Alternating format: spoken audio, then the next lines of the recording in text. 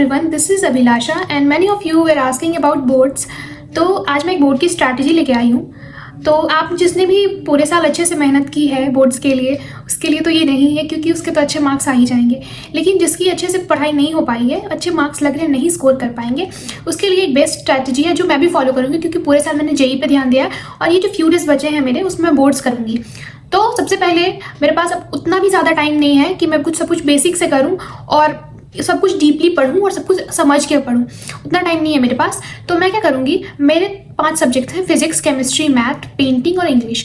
तो main 4 subjects जो हैं मेरे, तो मैं क्या करूँगी, रोज़ एक एक सब्जेक्ट, जैसे आज मैंने फिजिक्स लिया, आज मेरे को फिजिक्स करना है तो मैं फिजिक्स के सारे चैप्टर्स के 1 शॉट करूँगी और 1 शॉट से सारे जो मेन फॉर्मूलेज होंगे उस चैप्टर के, उसको लिख लूँगी। और जो भी थ्योरी सर बताएंगे या फिर लिखवाएंगे तो मैं उसको एक पेज में लिख लूँगी, जितने सारे थ्योरीज हर एक चैप्टर के। जैसे फिजिक्स हो गया, फिर मैं केमिस्ट्री के साथ वही रिपीट करूंगी। केमिस्ट्री में कल फिजिकल केमिस्ट्री में पूरा करूंगी, फिर उसके बाद सारे उसके फॉर्मूलेज, रिएक्शंस, रिएजेंट्स सारे मैं लिखूंगी।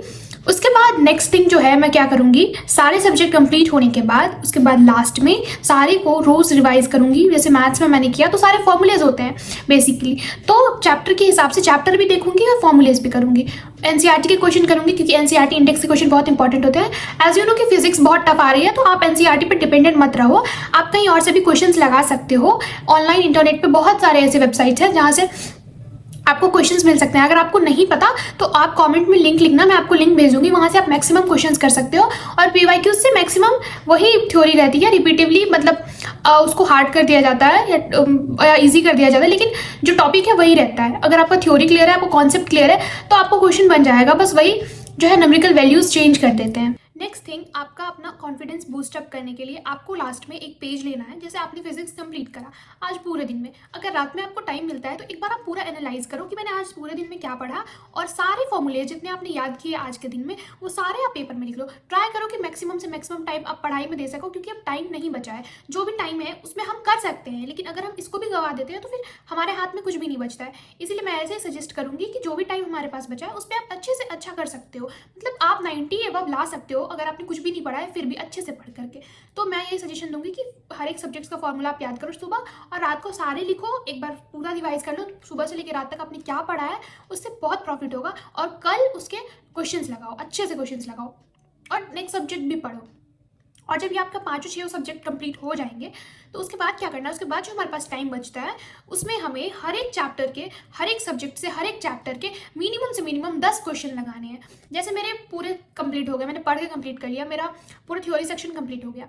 उसके बाद मैं यूट्यूब में बहुत सारे ऐसे प्लेटफॉर्म है जहाँ पे बोर्ड्स के लिए बहुत अच्छा पढ़ाते हैं, आपको सारे नोट्स प्रोवाइड करते हैं पीडीएफ फॉर्मेट में टेलीग्राम पे। उसके बाद फिर आपको पीवाईक्यूज करवाते हैं, थ्योरी करवाते ही हैं, और बहुत सारे चीज़ें ऐसे देते हैं जिससे आपको आसान हो जाता है। माइंड मैप सीरीज होता है, वहाँ से आप रिवीजन कर सकते हो। अगर आपको लग रहा है कि मैं ये चैप्टर हल्का हल्का मेरे ब्लर हो रहा है दिमाग से, तो आप उसको एक बार देख करके फिर याद कर सकते हो।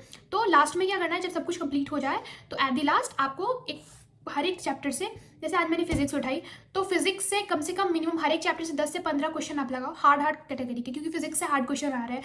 इजी का बिल्कुल भी मत रखना दिमाग में कि इजी क्वेश्चन आएंगे, इजी शिफ्ट आएगी, कुछ नहीं आएगी। इजी सब कुछ टफ रहने वाला है। और अगर आप ये एक्सपेक्ट करके जा रहे हो कि मैंने सब इजी पढ़ लिया है और उसके बाद मैं एग्जाम में जा करके इजी क्वेश्चन आएंगे और फिर वहाँ आप डर जाओगे पेपर देख करके, इसीलिए टफ कैटेगरी क्वेश्चन ज़्यादा लगाओ, तो वहाँ इजी भी आएंगे तो आपको आता रहेगा कि आप सॉल्व कर लोगे। अगर नहीं आता है तो कोई बात नहीं, छोड़ देंगे उस क्वेश्चन को, उससे ज़्यादा क्या कर सकते हैं। लेकिन अभी हमारे पास टाइम है तो हम ये कर सकते हैं। और कुछ लोग बोलेंगे कि मैं ये कर रहा हूँ, ये फॉलो कर रहा हूँ, अगर मेरी बातें आप फॉलो कर रहे हो तो इट्स वेरी गुड। अगर कोई बोल रहा है कि ये मेरे नहीं हो रहा है, इससे कुछ प्रॉफिट नहीं हो रहा है, तो इससे प्रॉफिट होगा। आप इसको अच्छे से नहीं कर रहे होगे।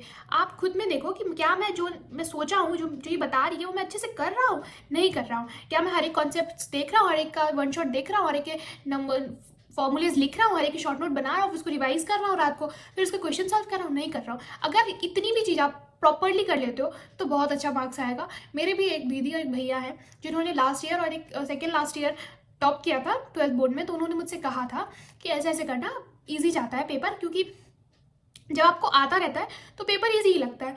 तो जब तक आएगा नहीं तब तक क्या कर सकते हैं, नहीं। तो मेरा इतना ही रिक्वेस्ट है कि आप लोग टफ कैटेगरी क्वेश्चन ज़्यादा करो, क्योंकि ईजी करोगे तो कुछ नहीं होने वाला है।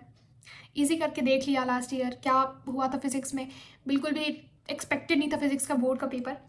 तो हार्ड कैटेगरी के, मेन कैटेगरी के, मेंस कैटेगरी के जो लास्ट ईयर मेंस आया था उस कैटेगरी के क्वेश्चन आप करो, इस बार वाला नहीं, क्योंकि इस बार वाला तो माइंड ब्लोइंग आया था, सोच भी नहीं सकते। मेरा भी फिजिक्स का पोर्शन बहुत ज़्यादा स्ट्रॉन्ग है, एक्सट्रीम लेवल का स्ट्रॉन्ग है।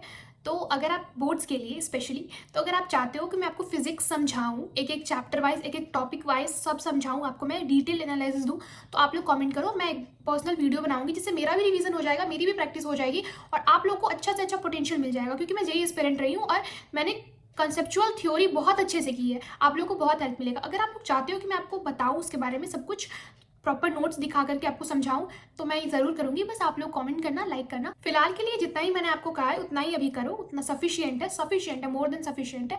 इससे आगे कर लेते हो आप। अगर आपको फिर भी कुछ लगता है तो आप मुझे बता सकते हो कमेंट में, मैं आपकी जरूर हेल्प करूंगी। Thank you.